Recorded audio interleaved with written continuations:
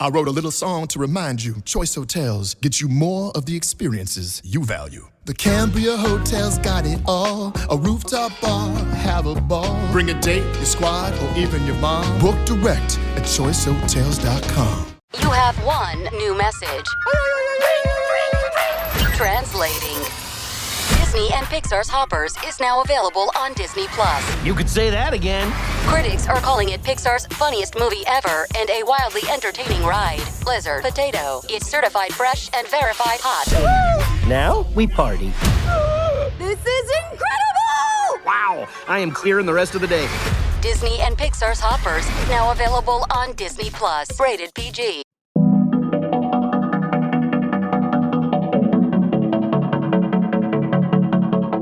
Welcome back to Supernatural Japan, the podcast where we explore the strange, the mysterious, and the supernatural side of Japan. I'm your host, Kevin O'Shea.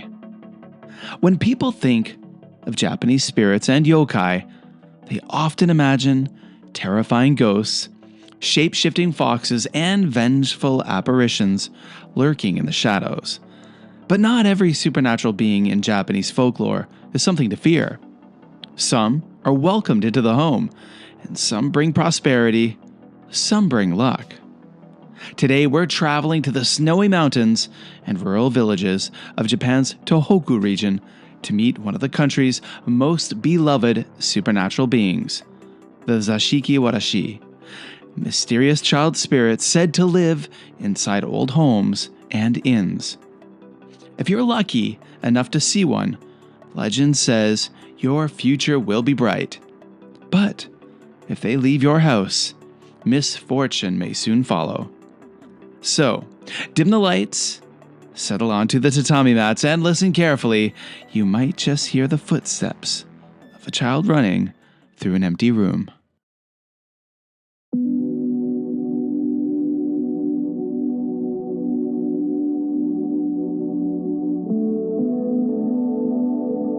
The name Zashiki Warashi literally means parlor child or tatami room child.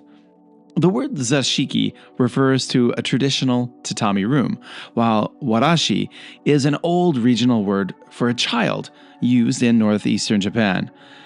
These things are most commonly associated with the prefectures of Iwate and Aomori in the Tohoku region. Descriptions vary from village to village, but Zashiki Warashi are usually said to appear as young children between the ages of 5 and 10. They often have bobbed hair, rosy cheeks, and wear old-fashioned clothing from centuries past. Witnesses describe catching brief glimpses of them standing in hallways, sitting quietly in guest rooms, or darting around corners before suddenly vanishing.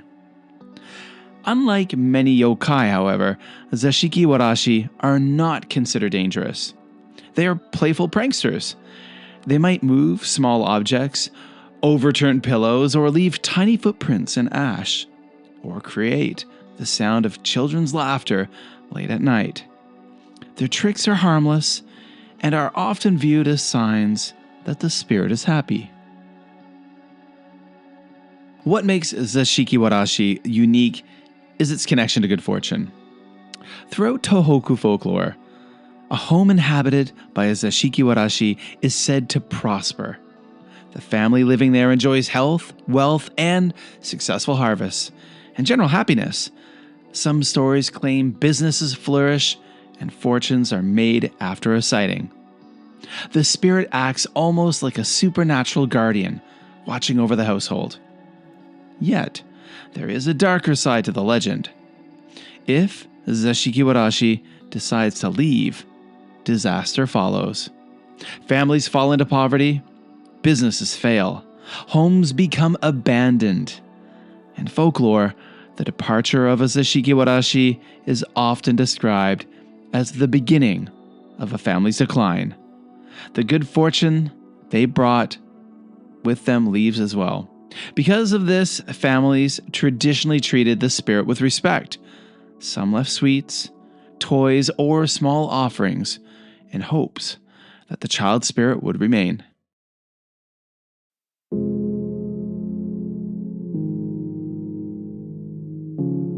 The heartland of Zashiki Warashi legends is the region around the city of Tono in Iwate Prefecture.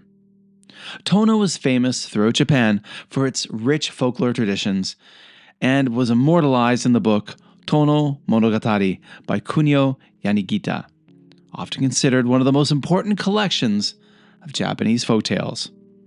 Several stories in the book describe homes inhabited by Zashiki Warashi and the prosperity they bring.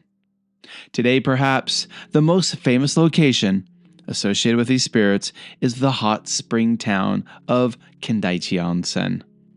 Certain traditional inns there have become famous for alleged Zashiki Warashi sightings, and guests report hearing children's footsteps in empty hallways, seeing toys move on their own, or feeling the presence of an unseen child in their rooms. And some visitors even book rooms, specifically hoping for an encounter and the good fortune that is said to follow. One of the oldest tales recorded in Tono folklore tells of a wealthy family whose success seemed almost supernatural. For generations, the household flourished. Crops were abundant, business deals succeeded. The family became one of the wealthiest in the region. Then, members of the family began reporting strange events. At night, they would hear the sound of a child running through the tatami rooms. Small footprints would appear where no child had been. Occasionally, someone would glimpse a young boy, sitting quietly in the room before disappearing.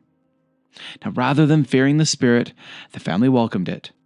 The mysterious child became known as their Zashiki Warashi. And according to the legend, the family's prosperity continued for many years while the spirit remained. Only after sightings stopped and the strange sounds disappeared did the household's fortune begin to decline.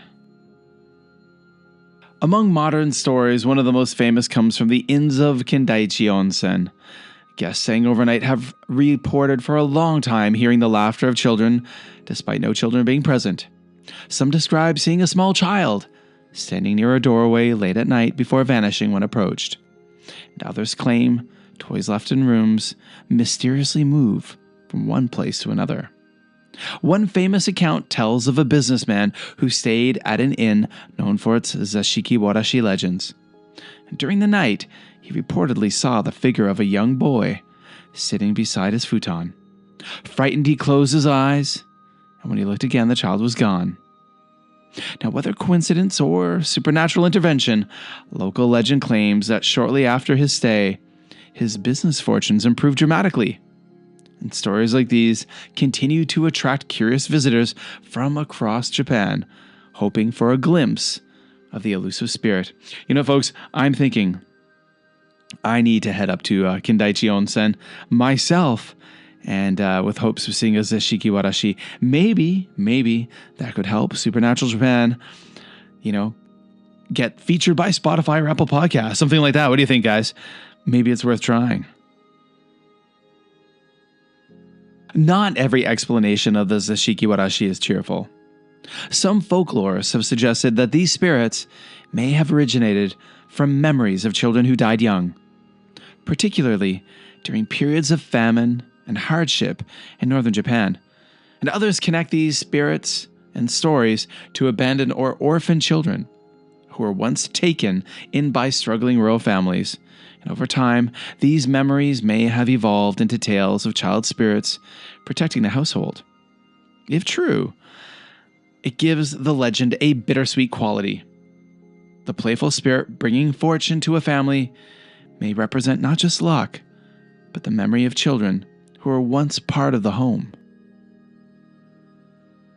Now, Zashiki Warashi appear in media as a house spirit that can be eerie, nurturing, or tragic depending on the story. Now, in practice, creators of Japanese media use them as a flexible yokai, a childlike guardian, a mischievous roommate, or a sign that a home is blessed or about to lose its luck. Now, some specific examples in Japanese pop culture would be Mononoke. That series, the Zashiki Warashi arc from Mononoke turns the spirit into a haunting, emotionally charged figure tied to motherhood, loss, and unborn children. and the arc was later adapted into a manga version, Mononoke Zashiki Warashi.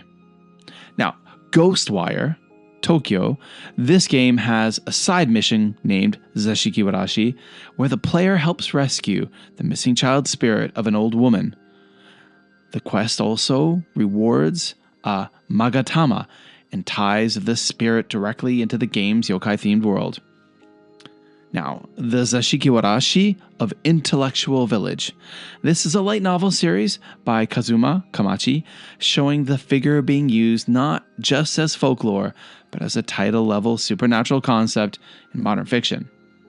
And then there is Zashiki Mawashi, which is a title for the Nintendo Switch, and it's deemed a horror comedy about a family moving into a new house haunted by a Zashiki Warashi and a fan spirit, which is a good example of the yokai being used in a playful domestic form of supernatural storytelling. So there we go. Now, I've never heard of that Switch game. I wonder what it would be like. Now, how are Zashiki Warashi usually portrayed? They're usually shown as a small child, often in a kimono or child-sized traditional outfit, and they're often linked to a house or room rather than a forest or a graveyard. Media often emphasizes their practical role. If they stay, the household prospers. We've talked about that already. And if they leave, bad luck follows. And that makes them especially useful in stories about family homes, old houses, inns, and domestic unease. Study and play come together on a Windows 11 PC. And for a limited time, college students get the best of both worlds. Get the Unreal College Deal. Everything you need to study and play with select Windows 11 PCs. Eligible students get a year of Microsoft 365 Premium and a year of Xbox Game Pass Ultimate with a custom color Xbox wireless controller. Learn more at windows.com/student offer. While supplies last. Ends June 30th. Terms at aka.ms/collegepc. When you need to build up your team to handle the growing chaos at work, use Indeed Sponsored Jobs. It gives your job post the boost it needs to be seen and helps reach people with the right skills, certifications, and more. Spend less time searching and more time actually interviewing candidates who check all your boxes. Listeners of this show will get a $75 sponsored job credit at Indeed.com/podcast. That's Indeed.com/podcast. Terms and conditions apply. Need a hiring hero? This is a job for Indeed Sponsored Jobs. Tomorrow morning is knocking. Stock your fridge now. How about a creamy mocha frappuccino drink? Or a sweet vanilla? Smooth caramel maybe? Or a white chocolate mocha? Whichever you choose, delicious coffee awaits. Find Starbucks Frappuccino drinks wherever you buy your groceries. A lot of writers and game designers in Japan like Zashiki Warashi because they can be written as comforting, creepy, funny, or bittersweet without changing the core folklore too much. And that flexibility is why you see them in horror, comedy, mystery, and supernatural slice-of-life stories rather than in just one genre. Now, I want to talk about the haunted Ryokufuso Inn in Iwate. Now, there is a tale of Zashiki Warashi. This is a tale that I talked about when I appeared as a guest on the amazing podcast Weird in the Wade earlier this year.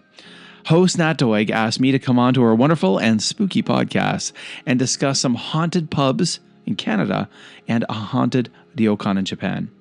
So everyone, make sure that you check out Weird in the Wade, episode 45, Haunted Pubs, wherever you find your podcast. I'll put a link in the show notes to that. So, a brief history of the Ryokufuso Inn. It's located in the rural hot spring area of Iwate Prefecture in northern Japan, and it was established in the early 20th century as part of the Kindaichi Onsen region.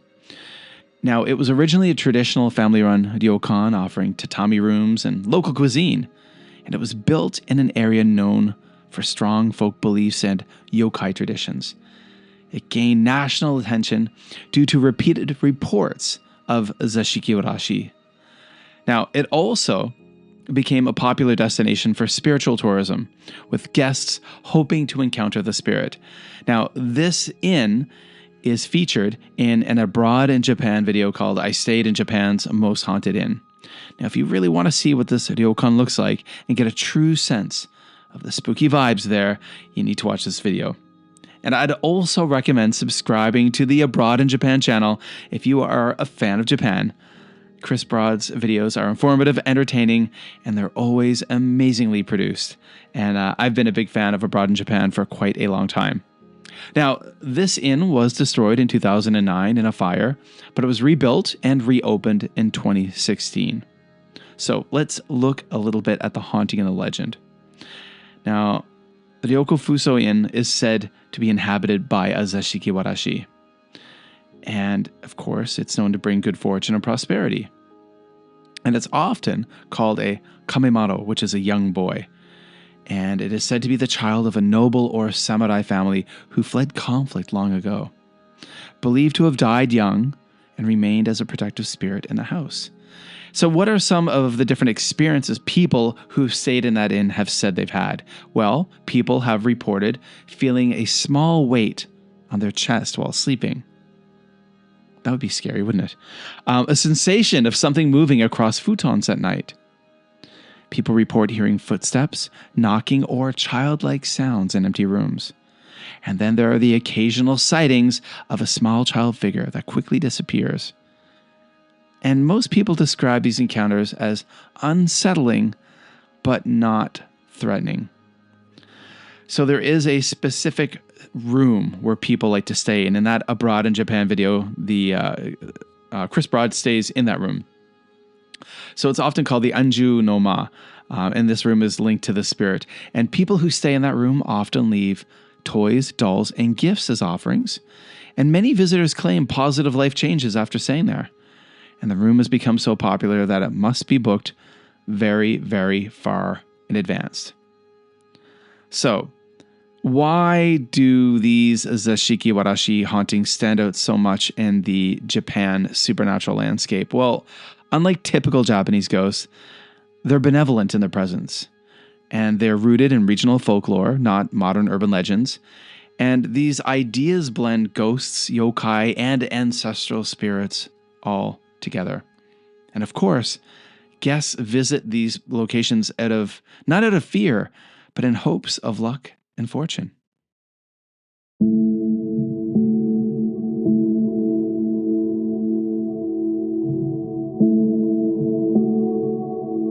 The Zashiki Warashi occupy a unique place in Japanese folklore.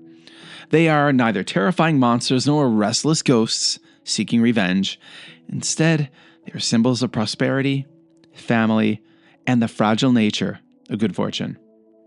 Perhaps that's why their stories continue to endure. In a world full of frightening supernatural legends, there is something comforting in the idea of a child spirit quietly watching over a home, playing harmless tricks, and bringing blessings to those who treat it kindly. Thanks for listening to Supernatural Japan. If you want to support the show, please be sure to follow us on Apple Podcasts, Spotify, or wherever you listen to us. And please give us a fantastic rating and leave a comment or a review. It really does make a difference. And if you'd like to see what Zashiki Warashi might look like, follow us on Instagram at Supernatural Japan, as well as our Facebook group. The links are in the show notes and over at supernaturaljapan.com. Now, I have a few wonderful Spotify comments I want to share with you guys. And the first one in this episode comes from Lucy, and this was for the Sunshine 60 Hauntings, the Dark Side of Tokyo episode. And Lucy said, I used to live in Japan, Chiba-ken, but I used to go a lot to Ikebukuro because of the Otome Road, easily one monthly trip. And I've been there at all hours of the day, even really late at night. I haven't had any paranormal interactions, but I've never really liked the vibe of inside of Sunshine City and never fully enjoyed going inside. It's such a labyrinth that it makes you anxious, and it is such a weird atmosphere, like a pretty trap designed to keep you inside. So there we go, like a trap to keep you inside. That does sound unsettling, I have to admit. I sometimes feel that way when I'm in, say, for example, Osaka, in Umeda Underground, and that kind of underground labyrinth. It does absolutely make me feel uncomfortable. Now, the next comment is from Natalia, and this was from the More Haunted Tales from Kyoto episode. She said, I love this episode. Thank you for doing this podcast and all your effort and awesome guest. Well, Natalia, thank you so much for listening, and thank you so much for the comment. I appreciate it. Now, Natalia left another comment on the Ghosts of Golden Guy episode. She said, great episode. Love how the information was provided. Thank you for this awesome podcast and your awesome work. Again, thank you so much, Natalia. And thank you for everyone who leaves comments on Spotify or leaves a review on Apple Podcasts. And I've got one more here from Finnegan1. And this is from a classic episode of Supernatural Japan, one of the very first. The JAL Flight 1628 UFO Incident episode. And Finnegan1 wrote, good stuff, interesting story. Well, thank you so much for listening. Now, speaking of these classic episodes, some of the first ones, I'm really thinking about, I'm having trouble talking now. I'm really thinking about re-recording some of the earlier episodes of the podcast now that I've got much better recording equipment. Also, if I do that, I might add some more information and details to them. Those episodes are pretty short, almost like the mini episodes I do from time to time now. But yeah, so moving on. Everyone, Supernatural Japan listeners, I am collecting primary research, interviews, emails, and more, and I'm quite busy doing that this month and last month, from people who have had strange, supernatural, and unexplainable experiences in Japan. Now, you guys, if you have a story to share, I'd love to hear it. Please DM me on any of the social media platforms I use, such as Instagram, X, Blue Sky, Facebook. Reach out to me, or you can email me at supernaturaljapan@gmail.com or the contact form at supernaturaljapan.com. I want to hear from you guys. If you have had one of these experiences, I want to talk to you. And again, I'm looking for primary research. You guys can help me out with a Supernatural Japan writing project. Well, that's it, everyone. That's it for this one. There you go.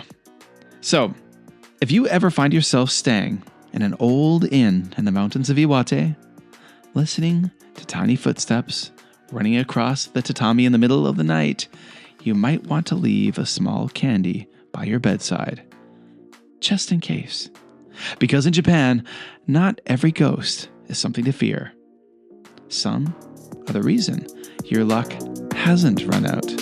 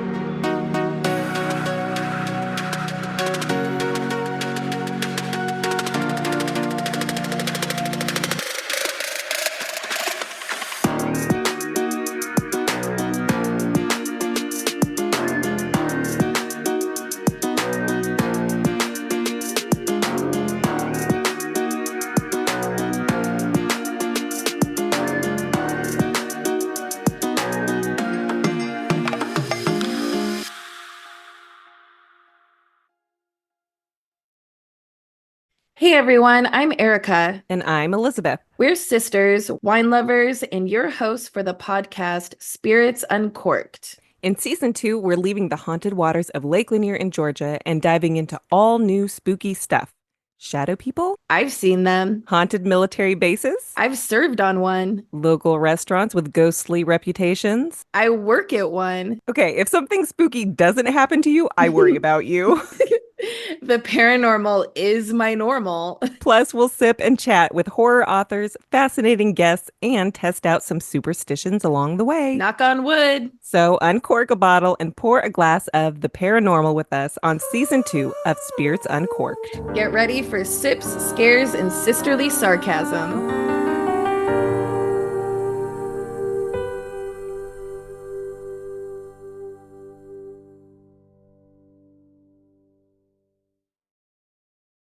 Announcing GoblinCon UFO and Paranormal Expo 2026, featuring over 50 vendors, 2 full days of speakers, educational workshops, and intriguing panels. Enjoy fun for the whole family with a puppet show, Little Goblin Fun Zone, arcade games, and more. So join us August 22nd and 23rd at the Bruce Convention Center in Hopkinsville, Kentucky. General admission is $10. Children 12 and under are free. $150 VIP packages include fun for the whole weekend. For more information, visit goblinconky.com.